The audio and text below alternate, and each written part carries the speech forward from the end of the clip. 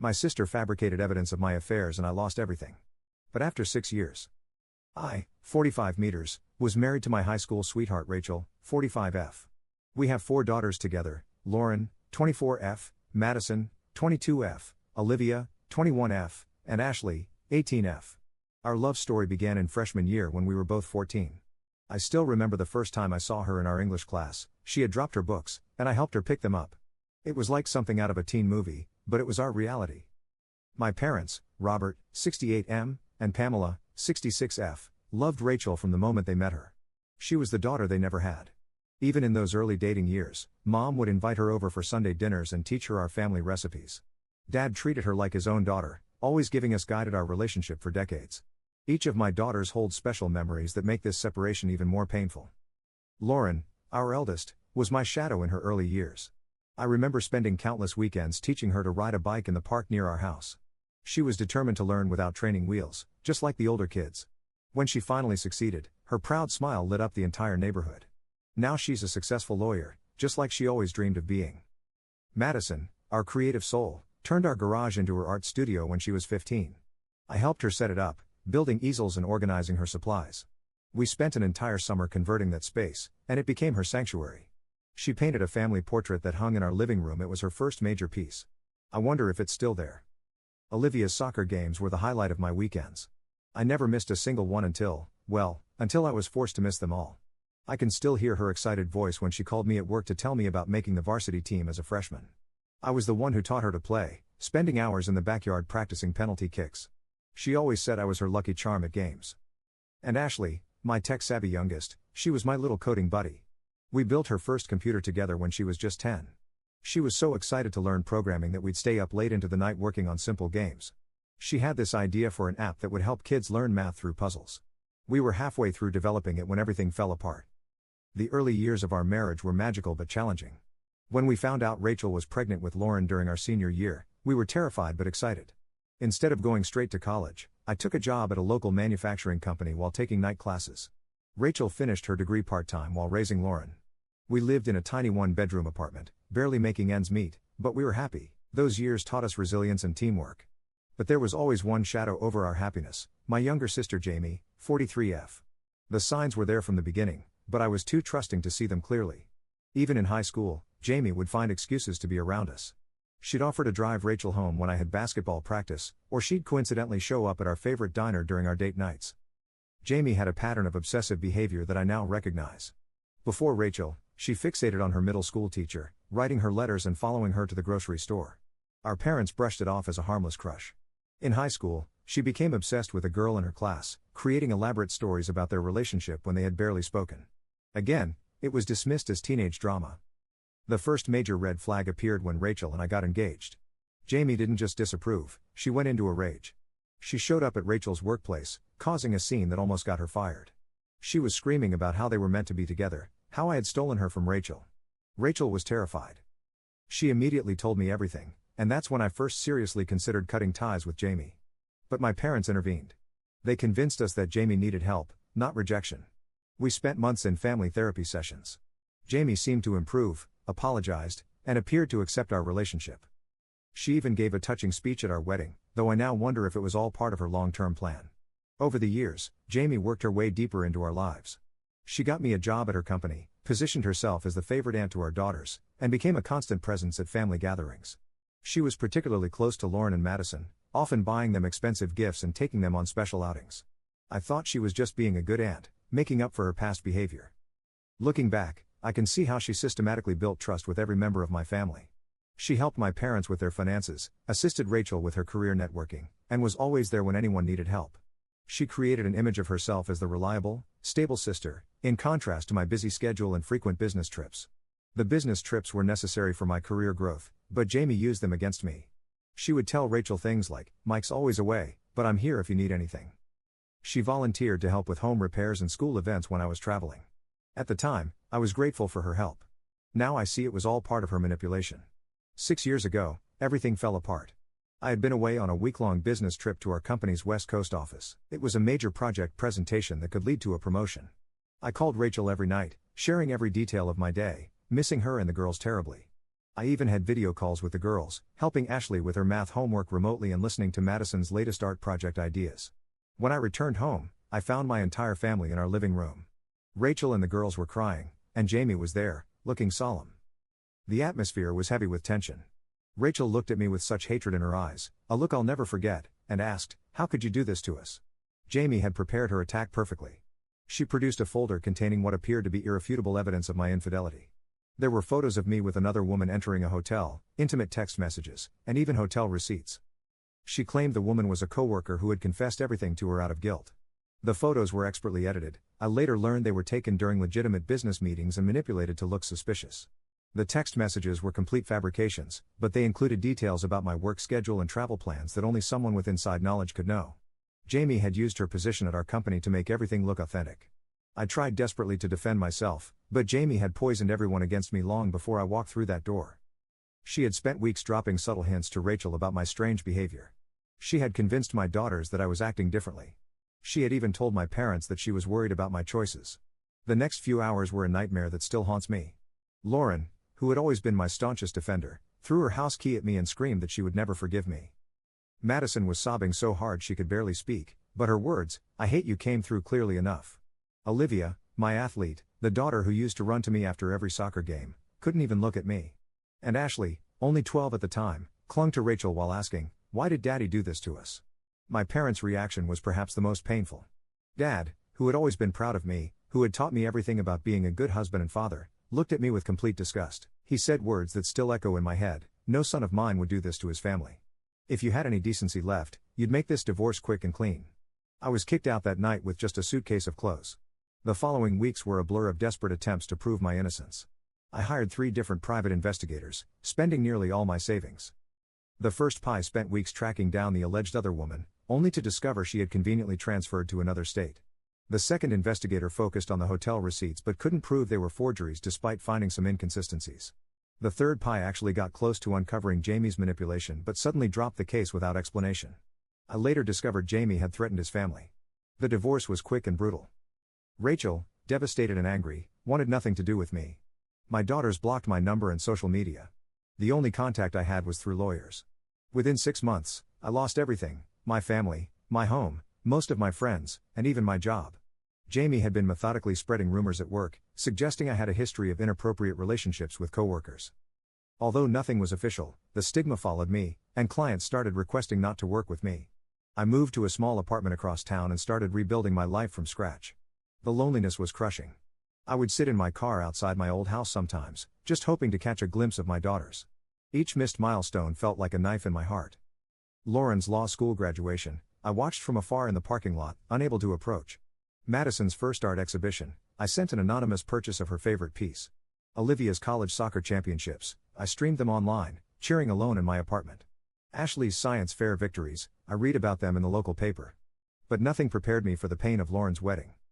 I learned about it through a mutual friend's social media post. The photo showed Jamie walking my daughter down the aisle, my role, my moment, stolen from me. I spent that entire day in a dark place, contemplating things I'm not proud of.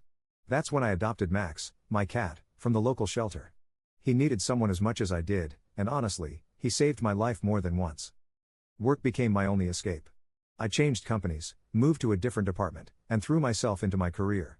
I got promoted twice, but success felt hollow without my family to share it with.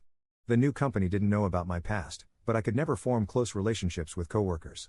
How do you explain why you never talk about your family? Why you eat lunch alone? Why you never attend office parties? I tried dating a few times over the years, but my heart wasn't in it. The first question was always about family, and I never knew how to answer. How do you tell someone that your sister systematically destroyed your life? That your entire family believes you're a cheater? That your daughters hate you? Most first dates didn't lead to seconds. Every holiday was a reminder of what I'd lost. Thanksgiving meant eating microwave dinners alone. Christmas involved watching old home videos and drinking too much. Birthdays, both mine and my daughter's, were the worst. I still bought them presents every year, keeping them in a storage unit because I couldn't bear to look at the unopened gifts in my apartment. Then, 3 days ago, everything changed. I received a call from an unknown number. It was my mom, crying. She said they had discovered the truth about Jamie's deception but wouldn't give details over the phone. She begged me to meet with them, saying everyone was sorry and wanted to make amends. I hung up feeling numb. 6 years. 6 years of pain, loneliness, and lost memories. 6 years of my daughters growing up without their father. 6 years of Jamie living the life she stole from me. A simple sorry can't fix that. I've contacted a law firm specializing in family law and defamation cases. The lawyer believes we might have a strong case, especially if my family now has evidence of Jamie's deception. I'm not interested in reconciliation. I want justice. I want Jamie to face legal consequences for destroying my life. Some might think I'm being too harsh. That family should forgive. But Jamie didn't just break my trust, she systematically destroyed my entire life. She took away my role as a father, poisoned my daughters against me, and stole precious years I can never get back. How do you forgive someone who took away your chance to see your children grow up? Who made you miss your daughter's wedding? Who turned your entire family against you with calculated, methodical precision? Tomorrow, I'm meeting with the lawyers to discuss our options. I haven't responded to my mom's request for a meeting yet. Part of me wants to know how they discovered the truth, but another part feels it doesn't matter anymore. The damage is done. I'll update when I have more information. Right now, I need to focus on the legal aspects and maintaining my own mental health through all this. Update 1. Just met with my team of lawyers and received shocking evidence from my parents. Here's what happened in the last 2 days. The meeting with my lawyers was eye-opening. They explained that Jamie could face multiple criminal charges based on the evidence my parents provided. My mother handed over a thick folder containing original, unedited photos that clearly show how Jamie manipulated the images. They also discovered email chains between Jamie and a professional photo editing service, along with bank statements showing payments for creating fake hotel receipts. The truth came out in an unexpected way. During a drunk argument with Rachel last week, Jamie accidentally slipped up, saying she didn't plan all this just to lose her now. This comment prompted Rachel to start digging, and she found a hidden email account on their shared computer. The emails contained everything: detailed documentation of her 6-year plan to destroy my life, communications with various people she hired to help her, and even draft versions of the fake text she created. The police investigation has gained significant momentum. They've already interviewed Jamie's co-conspirators, including the photo editor and the friend who helped create fake hotel bookings. These individuals are now cooperating with authorities, hoping to avoid charges themselves by testifying against Jamie. What's particularly disturbing is Jamie's meticulous record-keeping. Rachel discovered a password-protected journal on her laptop and turned it over to my lawyers. The journal reveals that she began plotting even before my wedding to Rachel. She wrote extensively about biding her time and waiting for the perfect moment to execute her plan. My former employer has launched an internal investigation after discovering that Jamie used company resources to fabricate evidence and threatened several colleagues to maintain her lies. The HR department is preparing a formal apology, and there's serious discussion about compensation for wrongful termination. The evidence keeps mounting. Forensic experts found deleted files showing she had attempted similar schemes twice before but failed to execute them properly. The level of premeditation is staggering. Rachel has initiated divorce proceedings against Jamie and is fully cooperating with investigators. Learning about how she manipulated my daughters has been the most painful part. Her journal entries detail her systematic approach to poisoning them against me. She would carefully plant doubts, twist my words, and create situations designed to make me look bad. She even paid one of Ashley's friends to claim they had seen me with another woman. The police raid on Jamie's office today uncovered even more evidence. They found additional forged documents she hadn't yet used, multiple burner phones, and USB drives containing backup copies of her fabricated evidence. They also discovered a list of people she was blackmailing to maintain her web of lies. My lawyers are confident about pursuing maximum penalties. Given the extent and duration of her crimes, they believe Jamie could face up to 15 years in prison, with civil damages potentially reaching $1 million. They've advised me to decline all contact with my family for now, insisting everything must go through proper legal channels. The investigation has also revealed another victim. 20 years ago, Jamie orchestrated a similar scheme against her college roommate and the roommate's girlfriend. After hearing about my case, this previous victim contacted my lawyers to share his story. I'm staying focused on the legal proceedings rather than any potential reconciliation with my family. The grand jury hearing is next week, and we're filing the civil suit tomorrow. What matters now is ensuring Jamie faces the full consequences of her actions. I'll update when there are significant developments in the legal proceedings. Update 2. The legal wheels are turning faster than expected. After my last update, several major developments have occurred that I need to share. Jamie was arrested yesterday morning at her workplace. An employee had overheard Jamie making calls about destroying evidence and immediately reported it to both the company's security and police. During the arrest, she tried to delete files from her work computer, but the IT department had already secured everything. Her reaction to being arrested was telling. Instead of denying anything, she simply said, "He was supposed to be mine anyway." The grand jury indictment came through today. The evidence was so compelling that they took less than 2 hours to return their decision. The prosecutor called it one of the clearest cases of premeditated malice she's seen in her 20-year career. During police interrogation, Jamie's true nature finally emerged. She completely broke down and revealed additional details about her obsession. Apparently, she had been secretly recording Rachel for years, collecting thousands of hours of footage from hidden cameras in their house.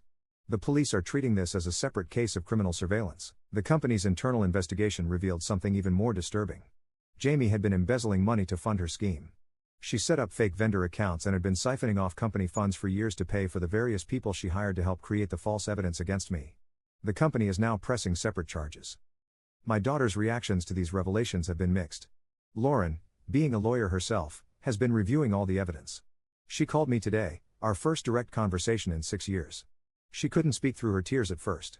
When she finally could talk, she explained how Jamie had manipulated each of them differently, playing on their individual insecurities and fears. Madison discovered that several of her art pieces, which Jamie had claimed to help sell, were actually hidden in a storage unit she rented. She had been stealing Madison's work and telling her they hadn't sold to keep her financially dependent on her. Madison is pressing separate charges for theft. Olivia found recordings of Jamie bribing her college soccer coach to bench her during important games where I might have shown up to watch. She wanted to ensure I couldn't reconnect with Olivia through sports. The NCAA is now involved and conducting their own investigation. The most heartbreaking revelation came from Ashley. She found diary entries where Jamie detailed how she deliberately sabotaged the coding project we were working on before everything fell apart. She had hired someone to hack and corrupt our work, knowing how much that shared passion meant to our relationship. Rachel's divorce proceedings have unearthed more evidence. Their joint tax returns show she had been hiding significant assets, including property purchased under fake names. The forensic accountants have traced money transfers to offshore accounts dating back to even before our divorce. My parents are devastated by the scope of Jamie's deception. Dad had a minor heart attack when he learned about the hidden cameras in their house too. Jamie had been surveilling the entire family, collecting material she could use for manipulation. She had files on everyone's secrets, weaknesses, and private moments. The criminal psychologist's report was released today. It describes Jamie as having one of the most severe cases of obsessive personality disorder, combined with sociopathic tendencies, they've encountered. Her journals show she viewed the destruction of my life as an art form, meticulously planning each detail. Previous victims have continued to come forward. 2 more families have reported similar schemes from Jamie's past, though not as elaborate as what she did to me. These cases stretch back to her college days, showing a clear pattern of escalating behavior. The prosecutor is now pushing for additional charges related to organized crime, as evidence shows Jamie had built a small network of blackmailed individuals who helped her maintain her deception. Some were other professionals she had dirt on, others were people she had financially compromised. I've maintained my distance from the family reconciliation attempts, focusing instead on helping build the strongest possible legal case. My lawyers say Jamie's conviction is virtually guaranteed given the mountain of evidence. They're now focusing on ensuring she receives the maximum possible sentence. The story has attracted media attention, but I've declined all interview requests. My focus remains on justice through legal channels, not public exposure. However, several of Jamie's co-conspirators have started talking to journalists, revealing the full extent of her manipulation network. I'll update again after the preliminary hearing next week. For now, I'm working with my legal team to prepare for what promises to be a landmark case in family law and criminal justice. Update 3. The preliminary hearing is over, and the results are more significant than anyone expected. Jamie pleaded guilty to all charges, but what happened in the courtroom was unexpected. She demanded to make a public statement against her lawyer's advice. For 45 minutes, she detailed her entire scheme, not out of remorse, but with a disturbing sense of pride. She described it as her masterpiece of revenge and showed no regret.